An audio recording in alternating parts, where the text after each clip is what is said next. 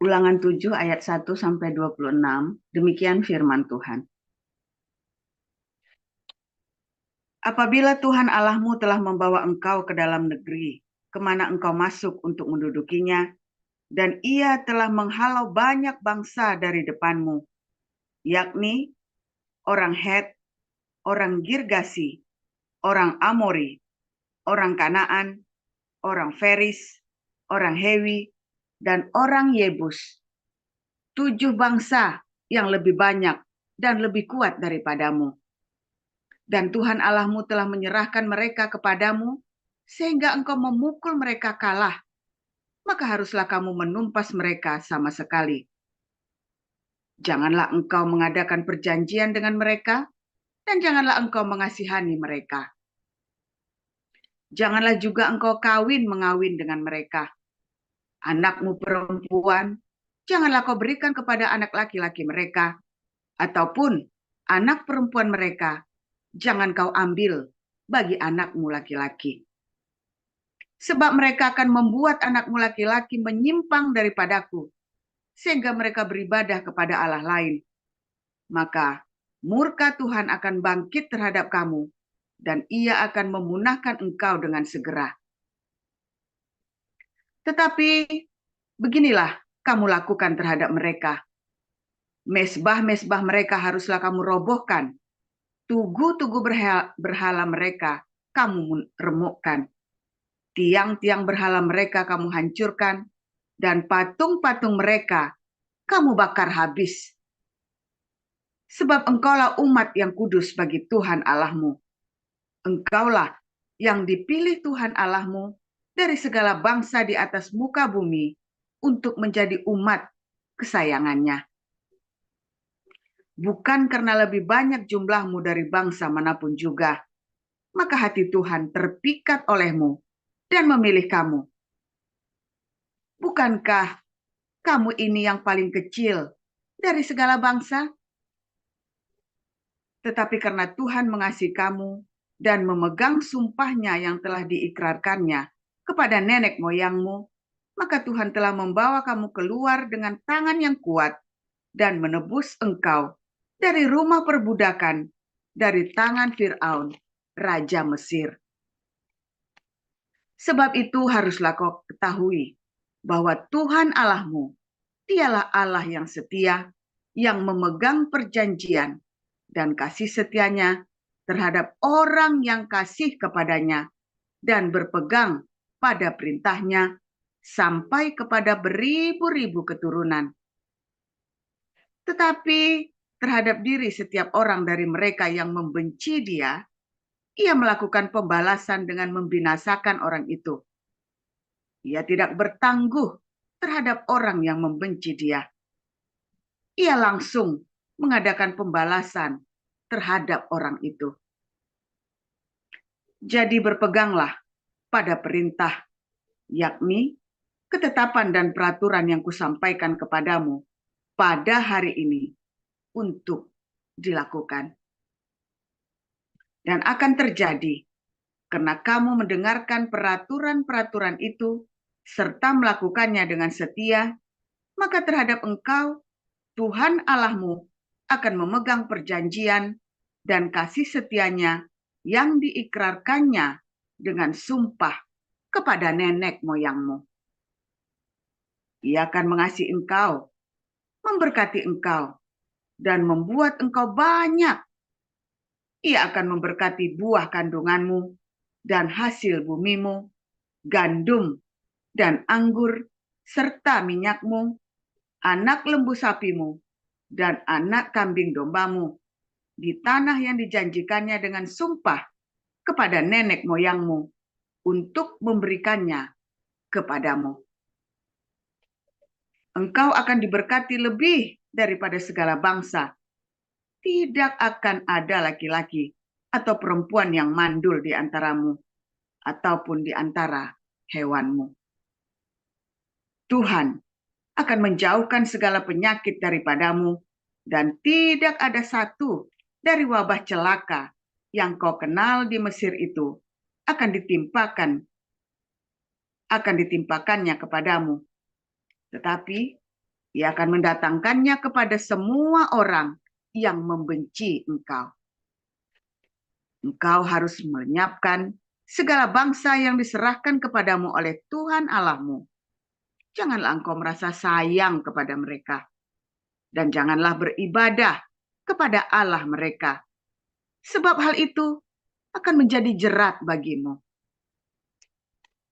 Jika sekiranya engkau berkata dalam hatimu, bangsa-bangsa ini lebih banyak daripadaku, bagaimanakah aku dapat menghalaukan mereka? Maka janganlah engkau takut kepada mereka. Ingatlah selalu apa yang dilakukan Tuhan Allahmu terhadap Fir'aun dan seluruh Mesir, yakni cobaan-cobaan besar yang kau lihat dengan matamu sendiri.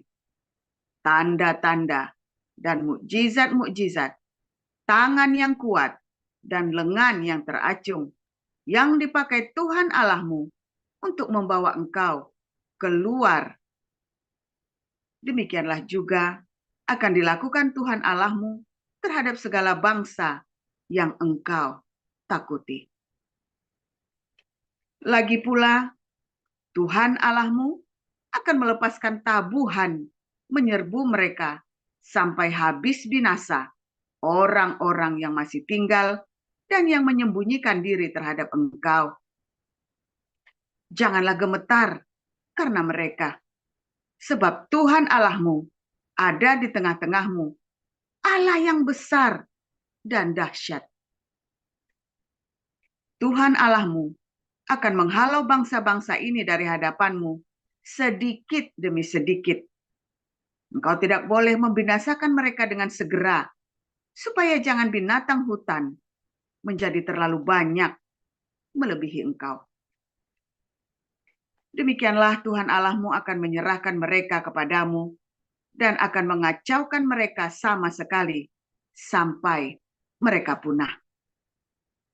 Raja-raja mereka akan diserahkannya ke dalam tanganmu, sehingga engkau menghapuskan nama mereka dari kolong langit. Tidak akan ada yang dapat bertahan menghadapi engkau, sampai engkau memunahkan mereka. Patung-patung Allah mereka haruslah kamu bakar habis. Perak dan emas yang ada pada mereka, janganlah kau ingini dan kau ambil bagi dirimu sendiri, supaya jangan engkau terjerat karenanya. Sebab hal itu adalah kekejian bagi Tuhan Allahmu. Dan janganlah engkau membawa sesuatu kekejian masuk ke dalam rumahmu, sehingga engkau pun ditumpas seperti itu. Haruslah engkau benar-benar merasa jijik dan keji terhadap hal itu. Sebab semuanya itu dihususkan untuk dimusnahkan. Demikian. Galatia 5 ayat 1 sampai 26. Supaya kita sungguh-sungguh merdeka, Kristus telah memerdekakan kita.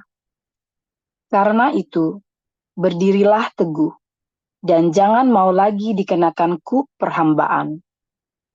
Sesungguhnya, aku, Paulus, berkata kepadamu, jikalau kamu menyunatkan dirimu, Kristus sama sekali tidak akan berguna bagimu. Sekali lagi aku katakan kepada setiap orang yang menyunatkan dirinya, bahwa ia wajib melakukan seluruh hukum Taurat. Kamu lepas dari Kristus, jikalau kamu mengharapkan kebenaran oleh hukum Taurat, kamu hidup di luar kasih karunia. Sebab oleh Roh dan karena iman, kita menantikan kebenaran yang kita harapkan. Sebab bagi orang-orang yang ada di dalam Kristus Yesus, hal bersunat atau tidak bersunat tidak mempunyai sesuatu arti, hanya iman yang bekerja oleh kasih. Dahulu kamu berlomba dengan baik. Siapakah yang menghalang-halangi kamu? sehingga kamu tidak menuruti kebenaran lagi? Ajakan untuk tidak menurutinya lagi bukan datang dari Dia yang memanggil kamu. Sedikit ragi sudah mengkamirkan seluruh adonan. Dalam Tuhan, aku yakin tentang kamu, bahwa kamu tidak mempunyai pendirian lain daripada pendirian ini. Tetapi barang siapa yang mengacaukan kamu, ia akan menanggung hukumannya, siapapun juga dia. Dan lagi aku ini, saudara-saudara, jikalau aku masih memberitakan sunat, mengapakah aku masih dianiaya juga? Sebab kalau demikian, salib bukan batu sandungan lagi. Baiklah mereka yang menghasut kamu itu, mengebirikan saja dirinya. Saudara-saudara, memang kamu telah dipanggil untuk merdeka. Tetapi, janganlah kamu mempergunakan kemerdekaan itu sebagai kesempatan untuk kehidupan dalam dosa, melainkan layanilah seorang akan yang lain oleh kasih. Sebab seluruh hukum Taurat tercakup dalam satu firman ini, yaitu, kasihilah sesamamu manusia, seperti dirimu sendiri. Tetapi jikalau kamu saling menggigit dan saling menelan, awaslah, supaya jangan kamu saling membinasakan. Maksudku ialah, hiduplah oleh roh, maka kamu tidak akan menuruti keinginan daging. Sebab keinginan daging berlawanan dengan keinginan roh, dan keinginan roh berlawanan dengan keinginan daging. Karena keduanya bertentangan, sehingga kamu setiap kali tidak melakukan apa yang kamu kehendaki. Akan tetapi, jikalau kamu memberi dirimu dipimpin oleh roh, maka kamu tidak hidup di bawah hukum Taurat. Perbuatan daging telah nyata, yaitu percabulan, kecemaran, hawa nafsu, penyembahan berhala, sihir, perseteruan, perselisihan, iri hati, amarah, kepentingan diri sendiri, percideraan, roh pemecah, kedengkian, kemabukan, pesta pora, dan sebagainya. Terhadap semuanya itu kuperingatkan kamu, seperti yang telah kubuat dahulu, bahwa barang siapa melakukan hal-hal demikian, ia tidak akan mendapat bagian dalam kerajaan Allah. Tetapi buah roh ialah kasih, sukacita, damai sejahtera, kesabaran, kemurahan, kebaikan, kesetiaan, kelemah lembutan, penguasaan diri. Tidak ada hukum yang menentang hal-hal itu. Barang siapa menjadi milik Kristus, ia telah menyalibkan daging dengan segala hawa nafsu dan keinginannya. Jikalau kita hidup oleh roh, baiklah hidup kita juga dipimpin oleh roh. Dan jangan kita gila hormat. Janganlah kita saling menentang dan saling mendengki.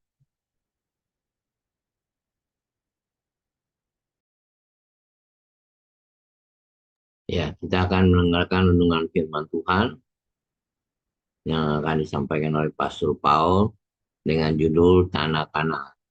Silakan Pastor Paul. Iya, minta tolong punya saya di spotlight Pak Apeng. Sudah, Pak. Oke. Haleluya, firman Tuhan selalu baru setiap hari ketika kita menanti-nantikan Tuhan dengan penuh cinta, pengharapan, hati yang tulus, ya, dengan iman yang teguh. Jangan goyang sedikit pun. Ingat, iman yang teguh itu jangan goyang, saudara ya. Karena ketika iman kita goyang, ya, ketika iman kita goyang, hawa nafsu yang tersisa, ya, kita akan meledakkan hawa nafsu itu. Akhirnya malah kamu hancur semua ya, semua yang sudah kamu bayar, ya harga dirimu sudah kamu korbankan, cinta kasih, ya kesabaran, kerendahan hati, akhirnya meledak, karena goyang. Apalagi kalau kamu sedang berjalan di dalam lembah kekelaman, ya tekanan yang luar biasa sekali dalam badai itu ya, terus kamu lost imanmu, kamu bisa meledak, saudara. Jadi di masa-masa pencobaan itu kita tidak boleh sampai goyang. Jadi caranya gimana supaya tidak goyang? Ya Anda harus punya komunitas yang sehat, komunitas yang positif. Ya salah itu akan membantu sekali. Kalau komunitasmu komunitas racun semua, ya makanya dengan siapa kamu bergaul hati-hati, saudara ya. Saya hati-hati kalau saya ini pandai bergaul Pak, dengan siapa saja masuk. Percaya saya orang ini biasanya nanti runyam juga. Akhirnya anak istrinya dikorbanin juga. Ya banyak orang pandai bergaul bangga ya. Kalau saya kok hati-hati ya saudara ya. Pandai bergaul bangga. Hati-hati karena banyak orang-orang toksik bersama dengan kamu. Dan ingat saudara ya, kamu orang seperti apa, mau kamu pandai bergaul kayak apa, kamu orang seperti apa akan kumpul dengan orang yang setipe dengan kamu. Jadi kalau kamu nanti ngelihat temenmu orang yang seperti itu, ya itulah kamu sebenarnya. Ya, itu sudah nggak mungkin meleset, saudara. Kamu orang seperti apa, kamu akan ketemu dengan orang seperti itu pergaulanmu. Itu, ya. Jadi nggak akan jauh-jauh dari karakternya kita, tipenya kita, watak dasarnya kita. Kalau kamu sering ditipu, ya kan hati kamu juga nggak lurus biasanya. Kamu senang memanipulasi orang lain, ya. Jadi, saudara, kamu harus mempunyai komunitas lingkungan yang baik. Itu akan membantu sekali untuk kamu memelihara imanmu yang positif. Kedua, bagaimana supaya iman kita tidak goyang, ya? Supaya iman kita tidak goyang, ya. Ayo kita taati firman Tuhan, baca firman Tuhan setiap hari. Kalau firman Tuhan Anda mendengarkan firman Tuhan, lakukan. Itu caranya. Loh Pak, kan menjaga iman. Iya, menjaga iman caranya dengan melakukan. Menjaga iman kita bukan dengan angan-angan atau fantasi atau rasan-rasan. Rasanya aku beriman apa enggak ya? Bukan, menjaga iman kita adalah dengan melakukannya, saudara. Jalanin. Jadi jangan malah dirasan-rasan, dipikir dengan rasional, tapi jangan dirasan-rasan, dijalanin. Dan jangan setelah dipikir, jangan kebanyakan mikir, jalanin. Ya, berbagai yang mendengar logosku dan melakukannya. Belum jadi rema, tapi kamu tahu, kamu mengerti, lah ya lakukan aja. Selama menurut kamu itu benar ya, termasuk akal ya. Lakukan, ya. Ini kalau tidak masuk akal, Tuhan akan buat kamu diajar sama Tuhan nanti gimana caranya supaya kamu ternyata firman Tuhan maksudnya begini, benar ya, saya yang salah. Ya, saudara ya. Nah, saudara, tadi ada cerita orang Kanaan. Ya, saya tadi membandingkan orang Israel dengan orang Kanaan dan dibandingkan dengan orang yang hidup di dalam daging dan orang yang hidup di dalam roh. Orang-orang Kanaan adalah orang-orang hidup dengan melampiaskan hawa nafsunya. Ya, makanya ada cerita Sodom dan Gomora itu ya. Pelampiasan hawa nafsu yang amat sangat kurang ajar itu ya, Sodom dan Gomora itu ya. Waduh, sampai tamu pun ya, tamu laki-laki datang biar kami pakai mereka katanya kan. Mau dipakai, mau diperkosa maksudnya itu, yang mau diperkosa, mau disodomi itu. Dua orang malaikat itu ya, tamunya Lot itu. Itu saking itu udah kurang ajar, saudara. Setiap orang datang disodomi, diperkosa. Saya berarti kan saking kurang ajarnya orang itu ya, penduduk itu. Anda kebayang nggak sih itu? Setiap orang datang pasti diperkosa, orang lewat di situ. Jadi kayak serem kan? Anda lewat pasti diperkosa. Bukan cuma digebukin, cuma diperkosa, saudara. Ya, aduh itu ngeri sekali orang diperkosa itu ya. Nggak laki-laki, nggak perempuan, diperkosa. Nah, itu artinya melambangkan pelampiasan hawa nafsu yang luar biasa. Makanya Tuhan bilang jangan kamu kawin sama orang-orang itu. Hati-hati saudara ya. Jangan kasih anakmu menikah sama orang-orang dengan yang modelnya begitu ya, yang meremehkan pernikahan, yang meremehkan makna kesetiaan. Taunya dari mana? Taunya kita lihat dari keluarganya dia, saudara. Kalau keluarganya itu mudah sekali untuk kawin cerai, maaf ya, orang sekali cerai, kita bisa tahu. Tapi kalau udah 2 kali, 3 kali kawin cerai, ada yang bermasalah dengan orang ini, saudara. Artinya orang ini tidak menghargai komitmen, ya. Nah, kalau orang ini sudah nggak menghargai komitmen, maka ketika break, ya dia akan gampang sekali untuk pisahan. Atau bahkan tidak ada masalah pun, tapi dia tidak menganggap pernikahan sesuatu yang amat sakral, yang harus dipertahankan sampai mati. Padahal pernikahan adalah sesuatu yang harus kita pertahankan sampai mati, bukan dengan cara membunuh, tetapi kita komitmen sampai mati. Masalahnya, pernikahan bukan sesuatu yang sakral bagi orang-orang ini, tapi yang penting saya bisa melampiaskan hawa nafsu. Nah, itulah orang-orang Kanaan. Nah, pernikahanmu itu adalah pernikahan gaya Kanaan atau mau gaya orang Israel rohani. Orang-orang yang menikah dengan gaya Kanaan, yaitu akhirnya pernikahan itu bukan sebagai sesuatu untuk membangun sebuah kerajaan Allah, tapi pernikahan itu hanya sebagai pelampiasan hawa nafsu. Kamu cari mungkin ya yang ganteng, yang kaya, atau yang apalah yang cantik, ya kan? Yang semula, yang memuaskan hawa nafsumu. Kamu menikah bukan mencari kemuliaan Tuhan, bukan mencari perkenanan Tuhan. Menikah bukan supaya kita bisa membangun keluarga kerajaan Allah, tapi kita menikah dengan hawa nafsu. Jadi hati-hati, saudara. Carikan jodoh bagi anakmu adalah orang-orang yang menghargai pernikahan. Kamu lihat dari keluarganya dia. Nah, itu salah satu filter. Bukan berarti orang yang keluarganya berantakan lalu dia nggak bisa menghargai.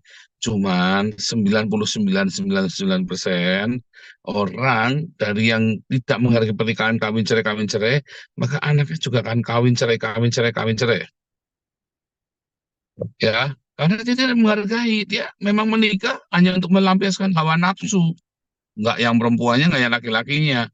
Lalu si perempuannya begitu laki-lakinya digondol orang, padahal dia sendiri dapat ngerebut dari orang lain tadinya, dan seterusnya, ya kan?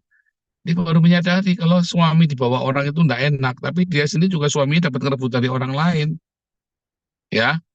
Nah, itu masalahnya. Wah, itu ada bukan rahasia lagi. Ini saya kasih tahu, saya buka open-openan sama Anda ya. Rahasia kamu punya kemenangan.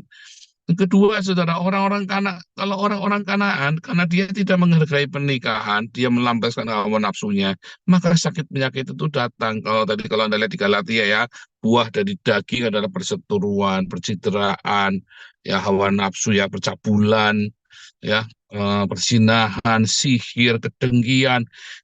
Itulah orang-orang Kanaan, orang-orang yang hidup di dalam keruwetan. Tiap hari ruwet terus ya sama orang, sama siapa saja ruwet, pengennya musuhan, pengennya berantem, pengennya cabul, otaknya cabul semua, otaknya si hawa nafsu semua. Karena itulah orang-orang Kanaan, orang-orang yang hidup, kalau kita lihat ya orang-orang Kanaan dari awal, ya keturunan Kanaan ini adalah anak haram dari Ham dengan ibunya sendiri, ya. Ham berhubungan seks dengan ibunya sendiri, lahirlah Kanaan. Artinya adalah orang-orang yang memang cikal bakalnya orang-orang yang tidak menghargai kudusnya pernikahan, kudusnya ya sebuah keluarga. Nah, ini tidak menghargai, ya. Nah, Anda carikan jodoh anak-anakmu, ya. Carilah jodoh yang keluarganya baik, ya, yang hidupnya benar, hidup di dalam kekudusan, yang mereka komitmen dengan pernikahannya. Ya kalau namanya ribut, orang bisa ribut, tapi jangan yang sampai kawin cerai. Orang bisa cerai sekali, saudara. Tapi ini kalau kawin cerai, ada yang salah, saudara. Ya, orang bisa kawin cerai, bisa. Ya, sekali dia salah, mungkin masa mudanya dia sudah salah. Seperti apa pasangan masa mudamu kamu pilih dulu? Yang cantik kah, yang ganteng kah, yang banyak duit kah? Kamu tidak mencari pasangan masa mudamu dari masa mudamu itu yang sama-sama ya ingin membangun pernikahan yang benar. Tapi gengsi, mau bicara ingin membangun pernikahan yang benar itu gengsi. Padahal itu harus sesuatu dibicarakan waktu pacaran.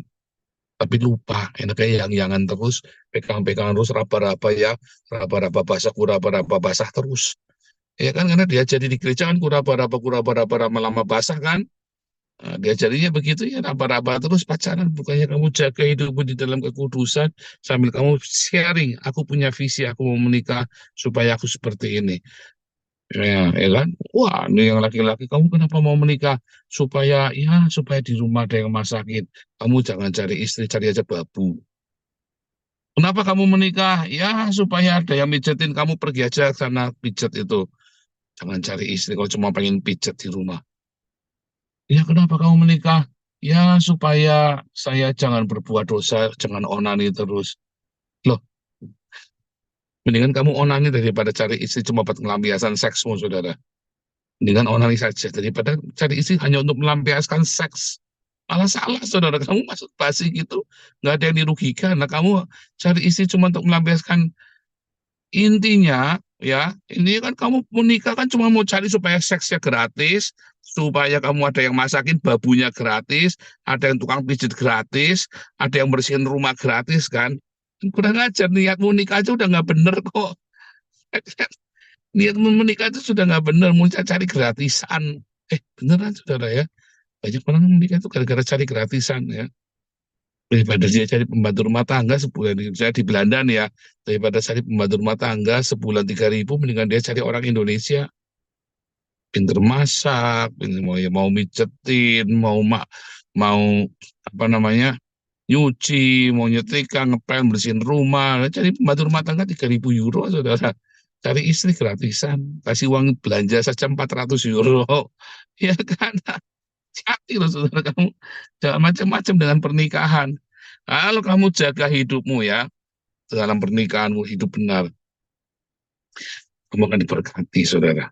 Kenapa? Kamu akan menjadi bangsa yang orang yang kuat. Kenapa? Karena pernikahan yang benar kan tidak free sex, gonta-ganti pasangan. Kamu sehat hidupnya, saudara. Orang yang suka ganti pasang-pasang itu hidupnya sehat. Ya, di zaman itu kan belum ada kondom. Makanya orang-orang Israel bilang, kamu tidak boleh, kamu ngambil perempuan Kanaan. Mengapa? Karena perempuan Kanaan, orang-orang Kanaan itu free sex. Dan mereka punya seks yang begitu gila. Sehingga banyak sakit penyakit di antara mereka. Lalu kalau orang Israel make mereka, salah satu dari mereka laki-laki atau perempuannya, ya mereka ketularan. Dan itu akan membuat penyakit yang luar biasa, sudah. Makanya Tuhan bilang, aku akan menjauhkan kamu dari segala sakit penyakit. Ya, karena itu memang itu terjadi secara hurufiah. Mereka free sex. Kamu lihat orang Yahudi. Orang Yahudi itu hidupnya dijaga benar dari zaman Musa. Makanan mereka dijaga, cara berhubungan seks dengan siapa mereka jaga, ya. Mereka jaga, mereka berhubungan seks dengan siapa mereka jaga. Nggak sembarangan berhubungan seks atau siapa tabrak langsung diolah bebek digenjot, saudara ya. Tabrak semua janji, ada ngeliat lubang ditabrak, bahkan lubang selokan pun dihajar juga, lubang kunci pintu juga dihajar juga. Ini jangan kamu menikah itu kamu hati-hati lu ya. Wanti-wanti saya sudah mengingatkan Anda, mengapa banyak orang Kristen masuk dalam rupa-rupa pencobaan dalam keluarganya, padahal sudah berdoa pada Tuhan Yesus. Ya kamu sedang menuai apa yang kamu tabur, kamu sedang menabur hawa nafsu, kamu kan menuai hawa nafsu. Ya, makanya saudara, kalau Anda melihat orang-orang yang tidak hidup di dalam Tuhan, maka dia akan terjebak di dalam pertengkaran, percabulan, perjinahan, ya, kedengkian, amarah, hidup di dalam kedagingannya dia. Tapi orang-orang yang taat akan firman Tuhan dan dia bergelut dengan firman Tuhan, dia minta rema senantiasa, maka dia di dalam kasih. Ya kan? Ada berkat kasih, ada berkat sukacita, ada berkat damai sejahtera, ada berkat kebaikan, kemurahan, kelemah lembutan, kesabaran, kesetiaan, penguasaan diri. Itu buahnya, itu adalah upahmu. Ya, kasih sukacita damai sejahtera dan seterusnya, penguasaan diri, itu adalah upahmu ketika kamu taat, saudara. Sehingga hidupmu itu nikmat, sehingga hidupmu itu tenang, kamu bisa mendisiplin tiap hari kamu mendisiplin diri dengan kasih sukacita damai sejahtera, kebaikan, kemurahan, kesabaran, kelemah lembutan, kesetiaan, penguasaan diri. Anda harus belajar seperti itu, karena itu adalah akibat dari kamu hidup di dalam cinta yang benar. Kalau cintamu korup ya tadi itu ya percabulan, perzinahan, pertengkaran, pertikaian, ya kan, perselisihan, ya kan, pembunuhan dan seterusnya.